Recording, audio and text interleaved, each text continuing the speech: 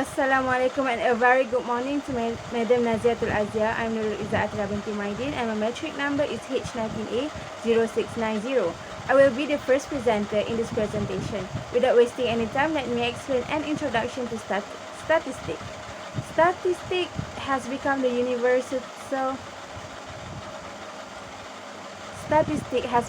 universal language of the science. As potential users of statistics, we need to master both science and the art of using statistical methodology correctly. Essentially, this is what statistics works for, such as gathering data, carefully defining the situation, accurately summarizing the data, and deriving and communicating meaningful conclusions.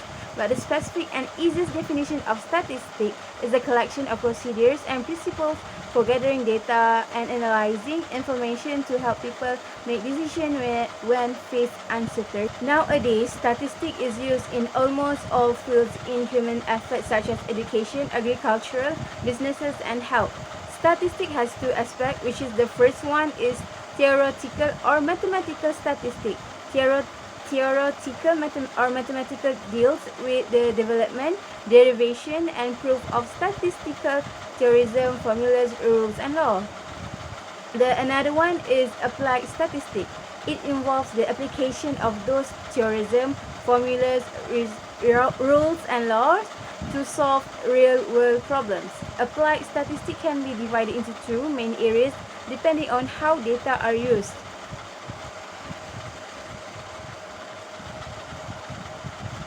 The two main areas is descriptive statistics and inferential statistics. Basically, descriptive is what most people think of when they hear word statistics. Includes the collection, presentation, and description of sample data using graphs, charts, and tables to show the data. While inferential refers to the technique of interpreting the values resulting from descriptive techniques and making decisions and drawing conclusions about the population. That's all for the introduction of statistics. Assalamualaikum and hi to Madam Zatul. My name is Nurul Fahana binti Norzelan. My metric number is H19A0669 and now I would like to share my part, which is data arrangement. As you can see, this is the data arrangement. The following data set lists the labor force by age group from 15 until 54 at Selangor at 1982 until 2019. There are three types of tables that can be used to describe the data. The first one is frequency distribution, the second one is relative frequency distribution, and the third one is cumulative frequency distribution. Okay, now frequency distribution. They have 5 steps, which is the first one is decide on the number of classes. Step 2, determine the class interval or width. Step 3, set the individual class limit. Step 4, make a tally mark for each data entry in the appropriate class. Step 5, the number of the tally marks for and the class is the frequency for the classes. Okay, in the table you can see this have 3 columns, which is classes, tally, and frequency. In classes, we have 6 classes, and for tally, we make the tally mark to make sure that the number is true, and frequency we make it be true until we get 36. As you can see, in relative frequency, we have their own formula, which is class frequency divide sample size. Okay, as you can see that table down below, we have 3 columns, which is classes, frequency, and relative frequency. In classes, we have 6 classes, and for frequency, we do the calculation, and we get the true answer, which is at the end we get 36. And for relative frequency, we get the first classes is 0.42, second classes 0.11, third classes are 0.11, fourth classes we get 0.17, and for 5 classes, we get 0.08, and for the 6 classes, we get 0.11. For cumulative frequency distribution, there are the cumulative frequency of the last class equal the sample size. Okay, as you can see the table down below, they have 4 columns, which is classes, frequency, relative frequency, and cumulative frequency. Okay, as we know, the classes we have is 6 classes. And for frequency, we do the calculation and we get the true answer, which is at the end we get 36. For relative frequency, for the first class, we get 0.42. Second class, we get 0.11. Also, third class, we get 0.11 too. For fourth class, we get 0.17. For fifth class, we get 0.08. And for the sixth class, we get 0.11. For cumulative frequency, the first class we get 15, second class 19, third class 23, fourth class we get 29, fifth class we get 32, and the last class we get 36. Okay, that's all for my part. Okay, I will pass to the next presenter. For graphical method, we decided to make frequency polygon and histogram. Here's an explanation for frequency polygon based on the table that we provided. In polygon, it must have class, midpoint, and frequency. How can we get midpoint? We have to the upper boundaries plus lower boundaries that equal gets the answer and divided into 2. In this slide, I will pick the first class, which is 28.6 is the lower boundaries, while 68.5 is the upper boundaries. Then you will get the midpoint. The frequency, as you see, the highest belongs to class 28.6 to 68.5, while the lowest frequency belongs to class 188.6 to 228.5. For histogram, based on the slide, we have to put class, lower boundaries, upper boundaries, midpoint, and frequency. How to get upper and lower boundaries in histogram? As you can see in the first class of the table, which is 28.6 minus 0.5, and you will get the answer for lower boundaries. While 68, this is an example. While for 68.5, we have to plus 0.5 and get the answer for upper boundaries.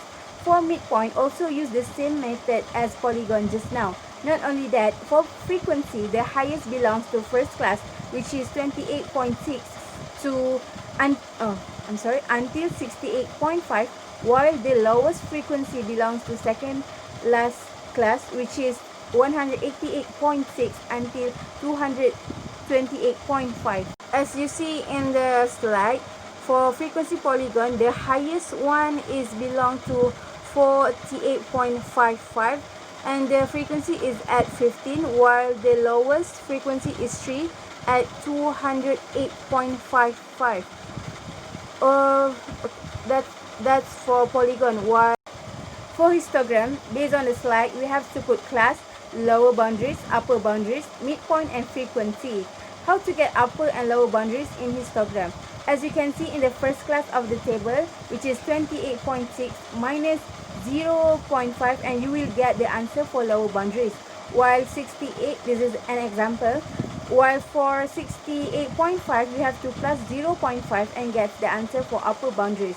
For midpoint, also use the same method as polygon just now. Not only that, for frequency, the highest belongs to first class, which is 28.6 to until 68.5, while the lowest frequency belongs to second last class, which is 188.6 until 228.5. Hi, Assalamualaikum Dr. Zatul. I'm Nurul Hidayah, so I will continue my part, which is central tendency. So, in statistics, there are 3 common measures of central tendency, which is mean, median, and also mode. Each of these measures calculates the location of the central point using a different methods. As we can see in the slide, they have 3 different formula for mean, median, and also mode. So, the column for mean, then we should to put class, frequency, midpoint and also Fs. So, where we can get Fs? Fs equal with frequency multiply midpoint. And where we can get midpoint is upper boundary, you should 2 plus with lower boundary and divide 2 and then you can get midpoint. So for median, the table that they should have, which is class frequency and also cumulative frequency. So as we know, frequency is number of population as we call n. So where we can get cumulative frequency? Cumulative frequency is calculated by adding each frequency from a frequency distribution table, and the number of cumulative frequency we get from a frequency number we add before. So for class mode, they only have two columns, which is class and also frequency. So the data of frequency we get from a data arrangement before that and we put in the column. So if you can see in the slide, they have three different calculations for mean, median and also mode. So for mean, the last calculation is 4227.8 and we divide into 36. So where we can get 36? 36 is a number of population as we call n. So the last number of mean is 117440. The mean of level for age group 50 until 54 in Selangor was approximately is 117440 people. So for median, the last calculation that we get is 68.1. We add 3 divide 4 and multiply 40.9. So the number that we get is 98775. The median of level for age group 50 until 54 in Selangor was approximately is 98775 people. So last but not least is mode. So the last calculation for mode that we get is 28.1. We add 0.58 and multiply 40.9.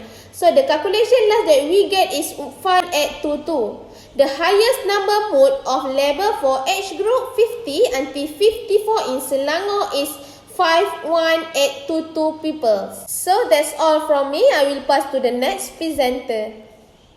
Assalamualaikum and hi. Thank you for previous presenter. For my part, a measure of variation.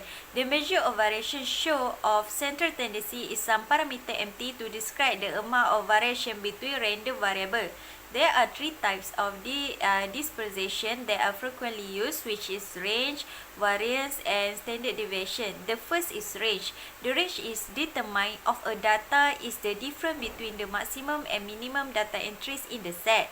The formula for range is maximum minus minimum data entry. You can see that the solution is 268.5 minus 28.6 equal 239.9. And then we time with 1000 because we want to find the range of labor for age group 50 until 54 in Selangor. Therefore, the range for labor for the range of labor for age group 50 until 54 in Selangor is 239.9 people. The second is variance. Variance is measuring the scattering of data from the minimum value.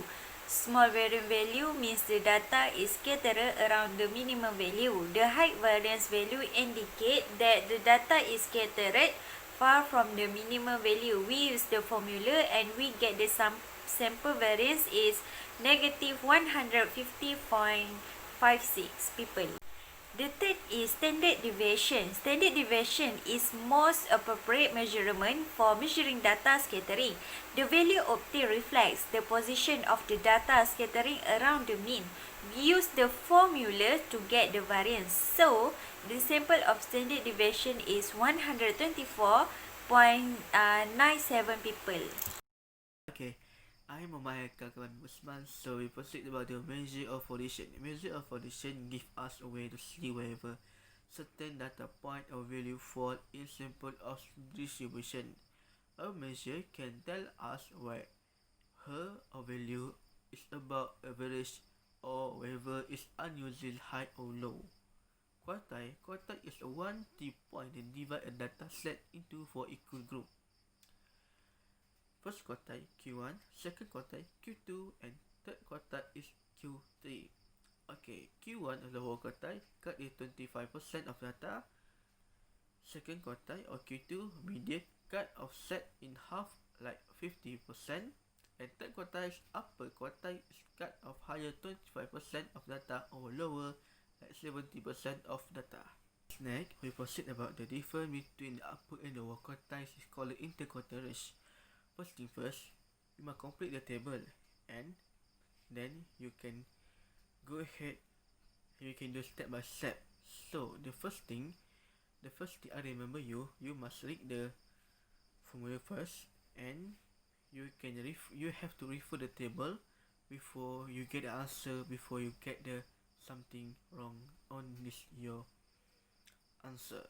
Okay, now we proceed about the solution for Q1. The right formula is L Q1 plus N divided by 4 minus F divided by FQ1 and multiplication C, and then you can get the 28.1 plus 9 minus 0 divided by 15 multiplication 40.6. The answer is 52.64. Alright, so therefore the value of Q1 is 52.64 or 52,640 pupil. Alright, solution for Q3. L Q3 plus 3N divided by 4 minus F divided by FQ1 multiplication C, and S2 148.1 plus 27 minus 23 divided by 6 and multiplication 4.9.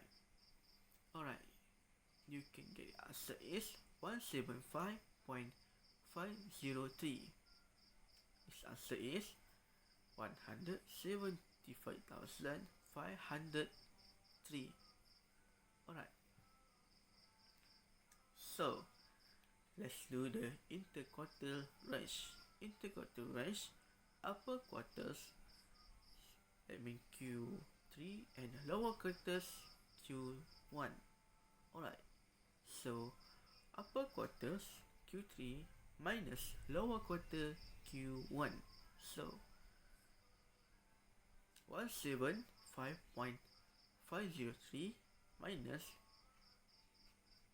52.94. So you can get the answer is 122.863. So the answer is 122,893. So that's for me. Thank you. In conclusion, statistics are very important to determine the labour force in the Selangor area. Statistics also give us the opportunity to get and calculate the right amount. Apart of that, we can also find out how many labour force at Selangor in 1982 to 2019. In this assignment, we use several methods to solve the data labour in Selangor area, that is 850 until 54. Among the method are data arrangement, graphical method, and measure of tendency and measure of position. The shape of distribution has two divisions which is symmetry and not symmetry. The symmetry line is a vertical line that can be drawn through the center of a distribution graph, and approximately mirror image are the resulting halves. The non-symmetry is a distribution in which there is no such mirror imaging.